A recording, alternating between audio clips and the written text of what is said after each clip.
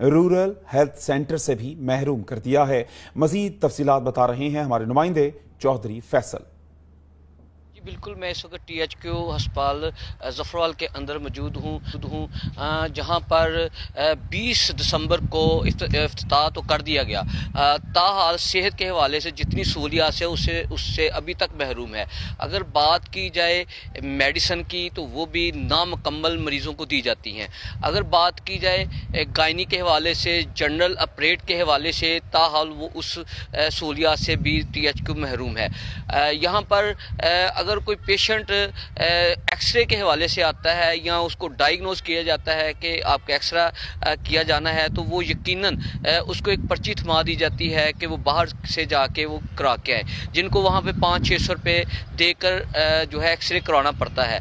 तो शहरियों ने मुतालबा कर दिया है कि जितनी सहूलियात यहाँ पर नहीं हैं, जिनसे महरूम हैं, फौरी तौर पर उनका ज़ाला किया जाए और लोगों को सहूलियात दी जाए ताकि उनसे इस्तिफ़ादा हासिल कर सकें। जी